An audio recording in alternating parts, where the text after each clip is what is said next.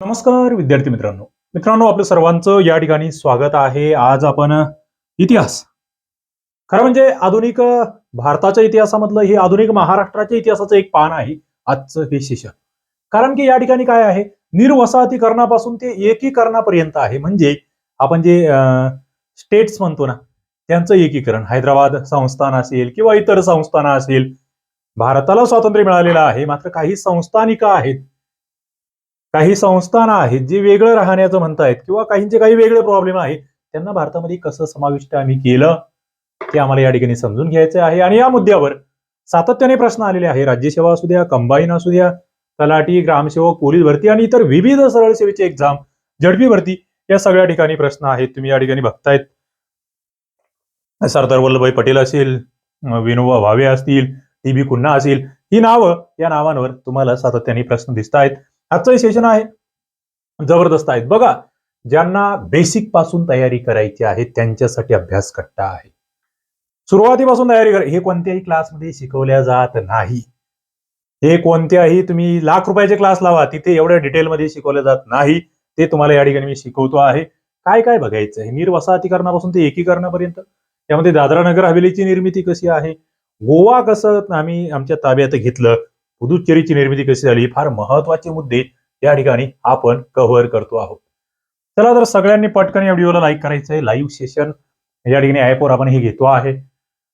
पटपट पटपट शेअर करायचं आहे. अभ्यास कट्टा ऍपची लिंक आपल्या युट्यूबच्या चॅनलच्या डिस्क्रिप्शन मध्ये कोणत्याही व्हिडिओमध्ये तुम्हाला भेटून जाईल. तिथे जाऊन ऍप डाउनलोड करून घ्यायचा आहे अभ्यास कट्टा. वसाहतवाद्यांचं वसाहतीवरचं वर्चस्व संपुष्टात येणे आणि त्यांनी वसाहतीमधील स्थानिक लोकांच्या हाती सत्ता सुपूर्द करणे म्हणजे निर्वसाहतीकरण. शब्द आहे ना, निर्वसाहतीकरण. आमच्या प्रकरणाचं नाव आहे निर्वसाहतीकरण. आम्ही आधी वसाहतीकरण बघितलं होतं. निर्वसाहतीकरण, हा निर हा जो इथे उपसर्ग लागलेला आहे, हा उपसर्ग आहे. हा खरं म्हणजे असा तो नीर, असा तो उपसर्ग आहे तो. सगळ्यात महत्वाचं इथे त्यांचं वर्चस्व संपुष्टात येणं अपेक्षित आहे या ठिकाणी. आणि आमच्या स्थानिकांच्या हातामध्ये सत्ता येणं अपेक्षित आहे. म्हणजे बाहेरचे जे काही आलेले आहे, ज्यांचं कोणाचं दुसऱ्यांचं राज्य आहे, त्यांना इथून काढून देणं याच्यामध्ये हे अपेक्षित आहे, निर्वसाहतीकरण. पण वसाहतवादाला विरोध, स्वातंत्र्य लढा, वसाहतींना मिळालेले स्वातंत्र्य, या 3 टप्प्यामध्ये ही प्रोसेस घडली, लक्षात घ्या. सगळ्यात आधी काय झालं, ब्रिटिशांनी आपल्या वसाहती आमच्याकडे स्थापन केल्या, फ्रेंचांनी केल्या, पोर्तुगीजांनी केल्या, डचांनी केल्या. पहिला मुद्दा काय झाला, आम्ही त्यांना विरोध सुरू केला. पहिला मुद्दा की बा आम्हाला तुमचे हे चालणार नाही, आमच्यावर अन्याय होतो. त्याच्यासाठी मग आमचा स्वातंत्र्य लढा उभारला आणि मग शेवटी झालं वसाहतींचं या ठिकाणचं हे त्यांना मिळालेलं स्वातंत्र्य. आम्हाला स्वातंत्र्य मिळतंय 15 ऑगस्ट 47 मध्ये. लहान लहान संस्थानं आमच्याकडे आहेत भारतामध्ये. त्यांना सामील व्हायचं की नाही व्हायचं हे ठरवण्याचा अधिकार त्यांना दिलाय. आमचं संविधानाने त्या ठिकाणी सांगितलं की तुम्हाला यायचं तरी या, नाही यायचं तर तुमचं वेगळं राहा, आम्ही तुमच्यावर बंधन आणणार नाही. लक्षात घ्या. मग काही संस्थानं होते जे म्हटले की नाही, आम्हाला भारतामध्ये सामील व्हायचं नाही. आता भारताचं तर आम्हाला एकीकरण करायचंय. बघा, हा शब्द फार महत्वाचा आहे. हा शब्द सहसा आपण याच्या आधी जास्त ऐकलेला नसणार आहे. एकीकरण.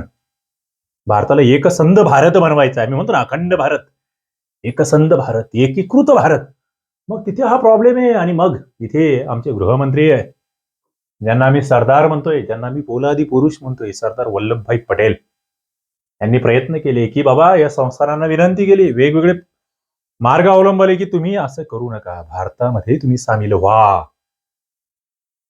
एक भारत आपल्याला बनवायचा आहे. आणि मग ते कशा पद्धतीने त्यांनी त्या चाली खेळल्या ते आम्हाला समजून घ्यायचं आहे. प्रस्ताविकेमधून तुमच्या लक्षात आलं असेल की आम्हाला अभ्यासाचं काय आजच्या सेशनमध्ये, आणि एकदा ते समजायला लागले मग तुमचं काम सोपं होणार आहे. भारत स्वतंत्र होतोय. किती लहान, 1 अन् 2 अन् 3 नाहीये, 600 पेक्षा जास्त संस्थान आहे जे स्वतंत्र आहे. ते भारताचा भाग नाहीये. म्हणजे भूमी त्यांची भारतातच आहे, पण त्यांना वेगळं स्वातंत्र्य होतं की यास तुमचे वेगळे राहू शकतात. प्रश्न भारतापुढचा. असहकार आंदोलन आहे, संस्थानामध्ये राजकीय जागृती आहे, विलिनीकरणाचा प्रश्न सोडवायचा आहे, मुत्सद्दीपणा या ठिकाणी दाखवावा लागणार आहे. ते दाखवतायत सरदार वल्लभभाई पटेल. त्यांना विश्वासात घ्यावं लागणार आहे. त्यांचा सामीलनामा त्या ठिकाणी तयार केला. चला, त्यांनीच मिटिंग्स केल्या, त्यांच्यासोबत बैठका केल्या की तुम्ही भारतात या. भारतामध्ये सामील व्हा. तुम्हाला कसे फायदे होतील, तुमचं संरक्षण असेल, तुम्हाला निधी असेल, बऱ्याच गोष्टी. मग ते सामीलनामा तयार केला. त्याच्यातून वेगवेगळे संस्थान सामील झाले. म्हणजे सगळेच्या सगळे जुनागड, हैदराबाद आणि काश्मीर हे सोडले तर ते 600च्या 600 संस्थानं तयार झाली की यस, आम्हाला भारतीय म्हणून या देशामध्ये राहायचंय, आम्हाला भारतीय असल्याचा गर्व असणार आहे, अभिमान असणार आहे, हा देश आमचा आहे, या देशाचे आम्ही आहोत, असं त्यांनी त्या ठिकाणी मान्य केलं. पण हे 3 संस्थानं होते जे आमची त्यावेळी डोकेदुखी होती. आता इतरांना प्रतिसाद आहे, संस्थानं विलीन होत आहेत, सरदार पटेल आहेत, कणखर भूमिका घेत आहेत आणि या तिघांना, राहिलेल्या तिघांना सुद्धा आमच्यामध्ये जॉईन करून घेत आहेत. पण कसं केलं जॉईन? कोणी केला होता विरोध? कोणाला कशा पद्धतीने घेतला आतमध्ये हे समजून घ्यायचं. पहिलं आहे जुनागड. कुठे होतं? गुजरात मधलं जे सौराष्ट्र नावाचा भाग आहे त्या ठिकाणचं हे एक संस्थान आहे. इथे प्रॉब्लेम काय आहे? प्रजा म्हणते आम्हाला भारतात जायचं, राजा म्हणतोय मला भारतात नाही सामील व्हायचंय. बघा, प्रजा भारताच्या बाजूने, सगळ्यात महत्वाची बाब लक्षात घ्या. पण जो नवाब आहे, जुनागडचा नवाब, तो म्हणतो नाही मला पाकिस्तानमध्ये जायचंय. अरे तुझी भूमी इथे सौराष्ट्रामध्ये, गुजरातमध्ये, तू म्हणतो मला पाकिस्तानमध्ये जायचंय. जनता विरोध करते, नवाब पाकिस्तानमध्ये पळून जातो. अरे जनता एकत्र झाल्यावर काय होतं तुम्हाला बघितलं की सध्या महाराष्ट्रामध्ये काही घटना घडल्या की जन चळवळ एखादी जर बनली तर सरकार कसं नामोहरान होतं हे आपण बघतो. जनतेच्या पुढे काही करता येत नसतं. आणि मग शेवटी फेब्रुवारी 1948 मध्ये जुनागड भारतामध्ये विलीन झालेला आहे. पुढे हैदराबादचा विषय होता. स्वामी रामानंद तीर्थ यांचं कार्य महत्वाचं आहे. हैदराबाद, सध्याचा मराठवाडा आपण ज्याला म्हणतो तो भाग, काही तेलंगणा मधला भाग, तिथे हैदराबाद संस्थान होतं. भारतातलं सर्वात मोठं संस्थान होतं. बघा, म्हणजे एवढे संस्थान विलीन होतात, सगळ्यात मोठं तेच राहिलं. सोपं नाहीये. तिथे एक भाषा नाहीये. तेलुगू, कन्नड, मराठी, वेगवेगळे भाषिक, म्हणजे सध्याचा तेलंगणा, कर्नाटक मधला बराचसा भाग, महाराष्ट्रातला मराठवाड्याचा बराचसा भाग, विदर्भातला काही भाग, हे सगळं त्याच्यामध्ये. सत्ताधीश निजामाने प्रजेच्या नागरी आणि राजकीय हक्कांचा संकोच केला. इथे सुद्धा प्रजा निजामाच्या बाजून नाहीये. हैदराबादवर राज्य निजामाचं आहे. प्रजेला त्रास आहे, त्यांचे हक्क मिळवायचे म्हणून ते या ठिकाणी विविध संघटना स्थापन करतायत. तेलंगणामध्ये आंध्र परिषद आहे, मराठवाड्यामध्ये महाराष्ट्र परिषद आहे, कर्नाटकमध्ये कर्नाटक परिषद आहे. आणि या ठिकाणी तिथलचे स्थानिक लोक लढा देत आहेत की नाही, आम्हाला राहायचं नाही यांच्यामध्ये, आम्हाला भारतामध्ये सामील व्हायचंय. पण निजाम आहे, रजाकार आहेत. मी ऐकलं असणार आहे रजाकार ही नाव. मग निष्ठावान कार्यकर्ते त्या ठिकाणी इथे लढतायत, तिन्ही विभागामधले. हैदराबाद स्टेट काँग्रेस जी स्वामी रामानंद तीर्थांनी स्थापन केली, तिने या लढ्याला चालना दिली, लढा तीव्र केला. जनतेच्या हातात एकदा लढा आला काय होतं त्याचं उदाहरण या ठिकाणी सुद्धा दिसलं. हैदराबाद स्टेट काँग्रेस काय करतंय की हैदराबाद संस्थान भारतामध्ये विलीन करावं असा ठराव करतंय. ठरावांना फार महत्व असतं, हे तुम्हाला नाकारता येणार नाही. निजाम स्वतःचं वर्चस्व गमावण्याच्या भीतीने विरोध करतोय की नाही, असं नाही चालणार. त्याचं कल आहे, त्याला वाटतंय नाही आपण पाकिस्तानचे असलो पाहिजे, आम्हाला पाकिस्तानमध्ये जायचंय. प्रजा भारताच्या बाजूने, निजाम प्रजेच्या विरोधात आहे, परिस्थिती बिकट आहे, प्रजेला धडा शिकवायचा आहे. निजाम कासिम रजवी, तो निजामाचा हस्तक आहे, तो काय करतोय, रजाकार नावाची एक संघटना स्थापन करतोय. रजाकार, खतरनाक ही रजाकार, जनतेला त्रास देण्यासाठी शस्त्रसज्ज ते रजाकार मधले जे काही त्यांचे काही माणसं आहेत त्यांच्याकडे शस्त्र दिलेले, शस्त्र सामान्य जनतेला त्रास देत आहेत. ते बघूया कसा त्रास देतात, काय घडलंय. तत्पूर्वी तुमच्यासाठी अभ्यासकट्टा ऍपवर आता नवीन ऑफर आणलेली आहे. मंथली बेसिसवर तुम्हाला बॅचेसला आता प्रवेश आपण देतो आहे. फक्त 299 रुपयामध्ये एका महिन्याचा तुम्हाला कोणताही कोर्स, कोणती बॅच जॉईन करता येईल. आणि 499 मध्ये 2 महिन्यासाठी बॅच जॉईन करता येईल. त्या कालावधीमध्ये जेवढे काही लाईव्ह सेशन होतील तेही तुम्हाला भेटतील आणि आधीचे झालेले रेकॉर्डेड सेशन सुद्धा तुम्हाला भेटतील. आधीचे रेकॉर्डेड सेशन तुम्हाला त्या ठिकाणी भेटतील, हे लक्षात ठेवायचं आहे. आता या ठिकाणी ग्रामसेवकची विजयी भाऊ बॅच आहे सगळ्यात महत्वाचं, कारण ग्रामसेवकची परीक्षा कधी डिक्लेअर होऊ शकते, त्यामुळे आपण तो कालावधी तसा केलेला आहे. जिल्हा न्यायालय भरतीचं सुद्धा जसंच आहे. तुम्ही 1 महिन्याचं 2 महिन्याचं सबस्क्रिप्शन घ्या, तुम्हाला तोपर्यंत तुमचा अभ्यास वाढवा. झडपी आरोग्य सेवक, आरोग्य सेविकेची सुद्धा परीक्षा बाकी आहे, आपण त्यावर सुद्धा फोकस करतो आहे. त्याचे लाईव्ह सेशन तुम्हाला कंटिन्यू होत राहतील, रेकॉर्डेड सेशन त्याच्यात आहे. पोलीस भरतीची खाकी बॅच आपण त्याच्यावरही फोकस करतोय. तलाठीची बॅच आहे. महाडीईटीचं सुद्धा तेच आहे. परीक्षा परीक्षा परीक्षा फोकस. सरळ सेवेची बॅच आहे सगळ्या परीक्षांसाठी. अभ्यासकट्टा ऍपची लिंक खाली डिस्क्रिप्शन बॉक्समध्ये तुम्हाला दिलेली आहे. त्या लिंकवरून तुम्हाला डाउनलोड करता येईल ऍप आणि आपला अभ्यास सुरू करता येईल. बघा, काशिमा रजवीची रजाकार संघटना आहे. ही रजाकार संघटना माहित असली पाहिजे. प्रश्न आलेला आहे, तुम्ही उद्या मराठवाड्यातल्या कोणत्याही परीक्षा द्याल सरळ सेवेची, तिथे हा प्रश्न येतो. राज्यसेवेला कंबाईनला हा प्रश्न येऊ शकतो. आता रजाकार संघटना लोकशाहीवादी चळवळीला पाठिंबा देणारी जी प्रजा आहे, प्रजेवर अत्याचार करते. बरोबर, हे रजाकार म्हणजेच अत्याचार. लक्षात ठेवायला तुम्हाला यमक जुळवता येईल. निजाम आपल्या भूमिकेवर अडून आहे. समोपचाराचे धोरण फेटाळून लावतोय. चर्चेचे दरवाजे बंद करतोय की नाही आम्ही काही चर्चा करणार नाही. हुकुमशाही मार्ग कुठेतरी अवलंबला जातो आहे. तो लक्षात ठेवा. भारत सरकार काय करतंय, शेवटी पोलीस कारवाई करते. ऑपरेशन पोलो नावाचं एक अभियान चालवलं जात आहे. फौज पाठवली जाते आहे. लक्षात ठेवा, ऑपरेशन पोलो तुम्हाला विसरायचं नाहीये. आणि शेवटी 17 सप्टेंबर आहे 1948, निजाम शरण येतोय. हैदराबाद संस्थान भारतामध्ये विलीन होत आहे. आता हैदराबाद संस्थानाच्या या मुक्ती लढ्यामध्ये कोण कोण लढलं, कोणाकोणाचं योगदान होतं ते लक्षात घ्या.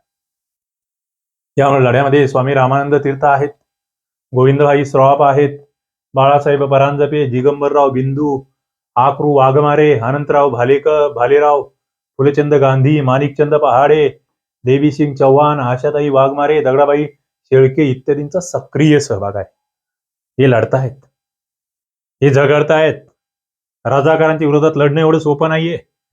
यामध्ये वेदप्रकाश, श्यामलाल, गोविंद पानसरे, श्रीधर वर्तक, बहिर्जी शिंदे, जनार्दन मामा इत्यादींना आपलं प्राण गमवावा लागतो आहे.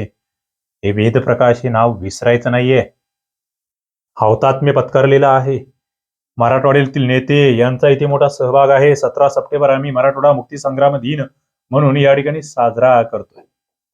जुनागडचा प्रश्न मिटला, हैदराबादचा प्रश्न मिटला, राहिला प्रश्न काश्मीरचा. काश्मीर भारताचं नंदनवन, सुजलाम सुफलाम असा प्रदेश आमच्यासाठी अत्यंत महत्वाचा. हे म्हणतात आम्हाला भारतातही नाही जायचं आणि आम्हाला पाकिस्तानमध्ये सुद्धा नाही जायचं. आम्हाला आमचं पाहिजे. राजा हरिसिंग राजा हिंदू आहे. काश्मीर पाकिस्तानात सामील करून घेण्याचा पाकिस्तानचा मानस आहे. पाकिस्तानला वाटतं की नाही काश्मीर आमचा आहे, आम्हाला भेटला पाहिजे. पण राजा म्हणतोय नाही मला स्वतंत्र राहायचंय. मात्र पाकिस्तान दबाव आणतंय. 22 ऑक्टोबर 1947 ला संस्थानावर पाकिस्तानी सीमेवरील सशस्त्र टोळ्या आक्रमण करतायत. 22 ऑक्टोबरची तारीख आहे 1947 ची. राजा घाबरतोय. दोन्ही देशापासून आपलं रक्षण तर राजाला करायचंय. मात्र राजाच्या लक्षात आलं की अरे पाकिस्तानी आता आपल्याला इथे सोपं नाहीये यांच्यापासून रक्षण करणं. आपल्यामध्ये तेवढी पॉवर नाहीये, आपल्याकडे तेवढं सैन्य नाहीये. मग राजा काय करतोय? राजा संरक्षणासाठी भारताकडे लष्करी सहकार्य मागतोय. 27 ऑक्टोबर 1947 ला राजा हरिसिंग आपलं संस्थान भारतामध्ये विलीन करण्यास परवानगी देतो आहे. सामीलनामा सुपूर्द करतो आहे की चला मी भारतात सामील होतोय पण मला या ठिकाणी मदत करा. भारतात काश्मीर विलीन झाल्यावर लष्कर काश्मीरच्या रक्षणासाठी जाता आहे. सगळ्यात महत्वाचं, भारताने सुद्धा अट टाकली आम्ही मदत करू पण आमच्यात सामील झालं तर. स्वतंत्र राहत असेल तर आम्ही कशाला मदत करायची, सरळ मुद्दा होता. त्याच्यामुळे ते आपल्यात सामील झाले. लष्कराने काश्मीरचा मोठा भाग घुसखोरांच्या हातून परत मिळवला. काही भाग मात्र पाकिस्तानाच्या ताब्यात राहिला. तो प्रश्न अजूनही सुटलेला नाहीये. तो राष्ट्रसंघामध्ये नेला. तेव्हाचे आमचे पंतप्रधान होते, त्यांच्यावर आजही टीका होते. आमच्याकडे पॉवर होती, आम्ही तो भाग आमच्या लष्कराच्या माध्यमातून घेऊ शकत होतो. आम्ही थोडंसं शांततेचं धोरण घेतलं. मात्र ते आजही पाकव्याप्त काश्मीर म्हणून आपण त्याच्याकडे बघतो. आंतरराष्ट्रीय स्वरूप याला प्राप्त झाले. काश्मीरमधून पाकिस्तानी सैन्य काढून घेणं राष्ट्रसंघाला देखील शक्य झालं नाही. परंतु प्रौढ मताधिकाराच्या आधारे तत्कालीन नॅशनल कॉन्फरन्स पक्षाच्या सरकारने घटनासभेसाठी मतदान घेतले. घटनासभेने भारतात विलीन होण्यावर शिक्कामोर्तब केलं. म्हणजे जी घटनासभा होती तिला विचारलं गेलं की तुम्हाला कोणाकडे जायचंय, तुम्हाला पाकिस्तानमध्ये जायचंय की भारतामध्ये राहायचंय, आणि त्यांनी सांगितलं की आम्हाला भारतात विलीन व्हायचंय. मग जम्मू काश्मीरची घटना अंमलात आली आणि तो भारतीय संघराज्याचा भाग या ठिकाणी बनलेला आहे. 370वा कलम आहे. आता आपण त्याचाही विशेष राज्याचा दर्जा रद्द केला आणि ते आता पूर्णतः भारतामध्ये सामील करून घेतलं. इतर राज्याप्रमाणे सगळं काही त्या ठिकाणी आमच्यासाठी असणार आहे. पुढचा आहे दादरा व नगर हवेली. बऱ्याच वेळेस याचा इतिहास आम्हाला माहित नसतो आणि मला वाटतं तो आता माहित असला पाहिजे. इथून पुढे आम्हाला तो लक्षात ठेवावा लागेल, कारण की त्यावर प्रश्न येऊ शकतात. कुठे आहे? गुजरात जवळ आहे. दमणगंगा नदीच्या उत्तरेकडील किनाऱ्यावर हे वसलेलं आहे. आम्हाला माहिती आहे, आम्हाला महाराष्ट्राची पश्चिम हे उत्तर बाजू दमणगंगा आणि दक्षिण बाजू तेरेखोल माहिती आहे. मग हे दमणगंगेच्या खाली आमचा महाराष्ट्र आणि वरती मग हे गुजरातच्या पलीकडचं ते भाग, तिथे हा प्रदेश आहे. इथे सत्ता कोणाची होती? पोर्तुगीजांची होती. तुम्हाला लक्षात हे ठेवायचं की दादरा नगर हवेलीवर राज्य कोणी केलं? पोर्तुगीजांनी केलं. तिथे कोण होता? राजा कोण होता? गव्हर्नर होता. 15 ऑगस्ट 1947 नंतर हा भाग पोर्तुगीजांनी आम्हाला दिला पाहिजे होता. चुपचाप आल्या वाटेने वापस जायची गरज होती. आम्हाला माहित होती की पोर्तुगीज सगळ्यात आधी आले, तो वास्को द गामा तुमचाच होता.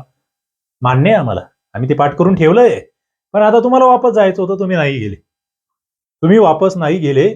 स्थानिक जनता पोर्तुगीजांच्या विरुद्ध सक्रिय आहे. जनतेचं म्हणणं नाही चालत आम्हाला. तुम्ही आमचा भारत आहे, आमचा देश आहे, आम्हाला आमच्या देशाचा अभिमान आहे, तुम्ही जा. पण ऐकायला तयार नाहीये. मग United front of Goans, Azad Gomantak दल यांनी परस्पर सहकार्य केलं आणि ही पोर्तुगीजांच्या ताब्यातून मुक्त करायचं बाबा ही मोहीम आखली. 1954 मध्ये फ्रान्सिस मस्करनीस, विमल सरदेसाई या आझाद गोमंतकच्या नेत्यांनी चळवळ ही तीव्र केली की चला आम्हाला पाहिजे आहे. आंदोलन झालं. नगर हवेलीचा भाग त्या ठिकाणी घेतला गेला. युनायटेड फ्रंट ऑफ गोवन संघटनेने हे दादरा भागावर नियंत्रण मिळवलं. म्हणजे जनतेच्या ताब्यात आहे पुन्हा एकदा. आझाद गोमंतक परिषदेचं जे त्या ठिकाणचा एक घटक आहे, राष्ट्रवादी मुक्ती सेना, तिने काही भाग ताब्यात घेतले.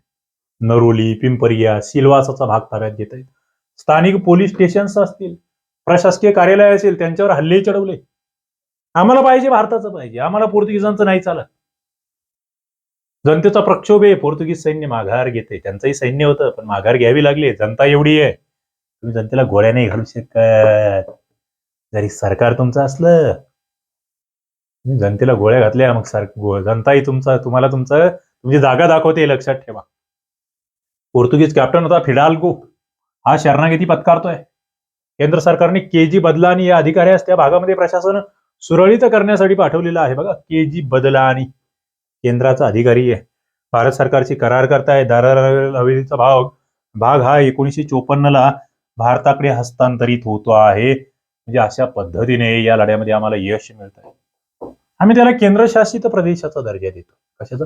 केंद्रशासित. या ठिकाणी मग कोण लढतंय? विश्वनाथ लवंदे, राजाभाऊ वाकणकर, सुधीर फडके, नानासाहेब काजरेकर, निळूभाई लिमये, वसंत झांजले इत्यादी महत्वाचे नेतृत्व. सामान्य जनताही लढली. यानंतर 1961 मध्ये हा भाग केंद्रशासित प्रदेश म्हणून गणला गेला.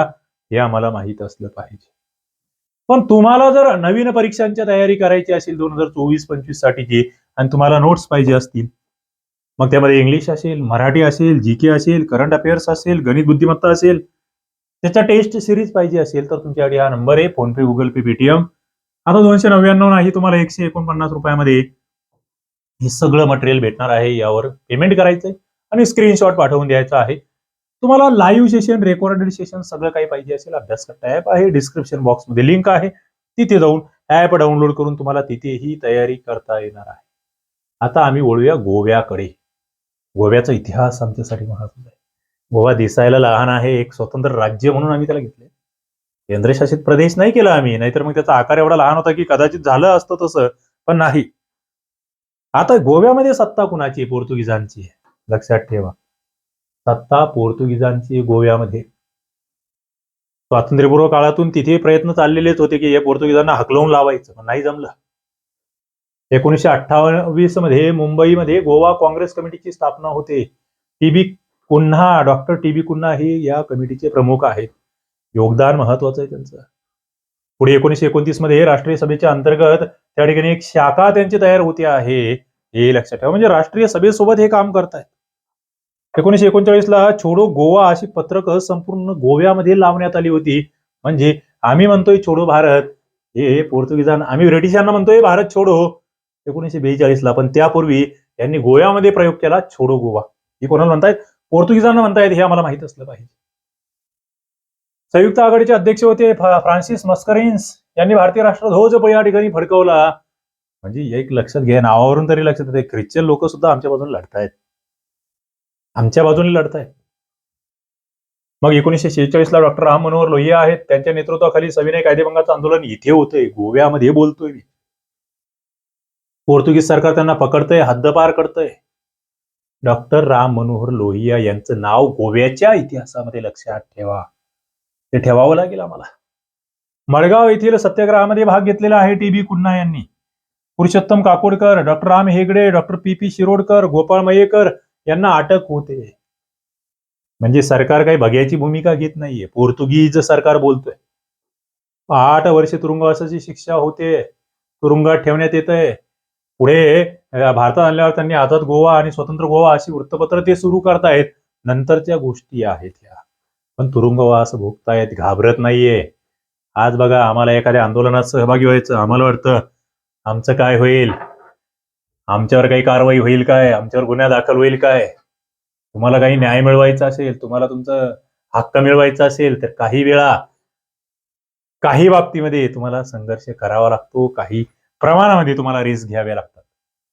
भारत स्वतंत्र होतोय, गोवा मुक्ती लढा आहे, महाराष्ट्रातल्या चळवळीचा एक तो भाग आहे. महाराष्ट्र भेटलाय गोव्यासाठी.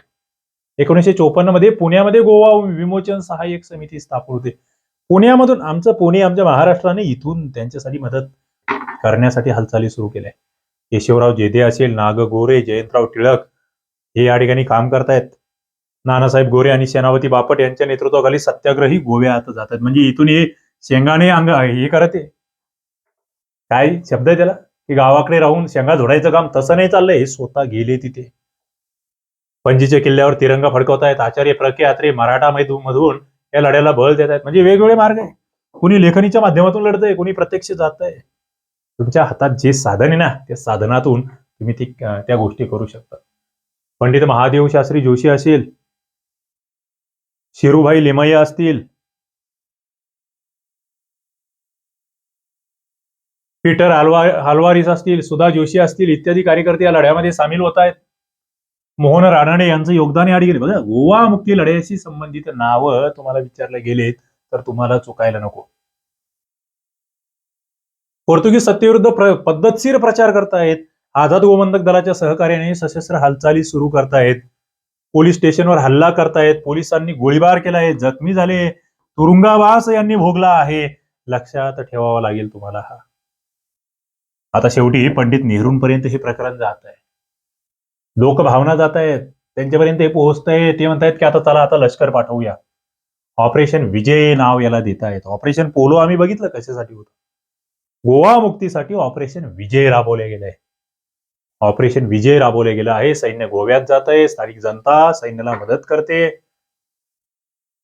पोर्तुगीजांनी भूसुरुंग पेरलं होतं, त्यांनी सैन्याला माहिती दिली की कुठे भूसुरुंग आहे. जनता 48 तासामध्ये पोर्तुगीज शरण आहे.